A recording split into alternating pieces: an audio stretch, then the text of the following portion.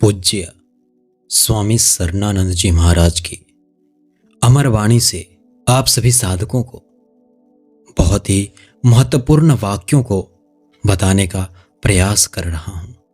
वो कहते हैं, कामना ही क्रोध का कारण है, चाहे वह शुभ कामना हो अथवा अशुभ।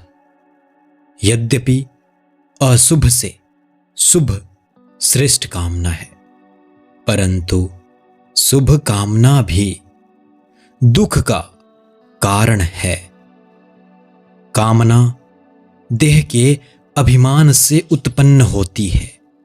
देह अभिमान गलत ज्ञान से उत्पन्न होता है, यानी ज्ञान की कमी से, जो सर्व पापों का मूल है। ज्ञान की कमी विचार से उत्पन्न होती है और विचार त्याग से।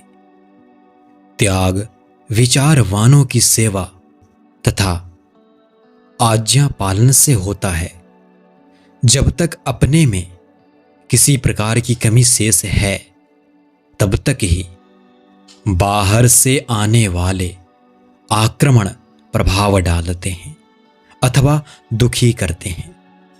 दुख अपनी कमी से होता है, दूसरों की कमी से दुख नहीं होता। स्वामी जी फिर कहते हैं, यदि तुम भक्त बनना चाहते हो तो गुणहीन पुरुष को भी आदर के भाव से देखो। देखो, जो गुणहीन पुरुष है, जिसको तुम बुरा समझते हो अर्थात अपने से कम समझते हो, वह भी प्रभु की धूप वायु जल को पाता है। ठीक उसी प्रकार तुम भी उस पर गुणों की वर्षा करो। स्वामी जी फिर कहते हैं, भलाई भगवान की कृपा से होती है। यदि विचार दृष्टि से देखा जाए तो मालूम होगा कि जिस भलाई का हम अभिमान करते हैं वह बिल्कुल झूठा है, परंतु यह बात साधारण व्यक्ति को समझ में नहीं आती।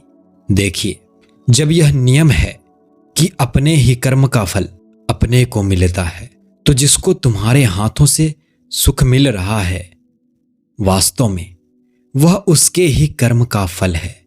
किसी विशेष शक्ति की प्रेरणा से तुम्हारे हाथ मजबूर हैं उसको सुख देने के लिए। भगवान की कृपा से यदि कोई भलाई हो गई हो तो उसे भूल जाओ।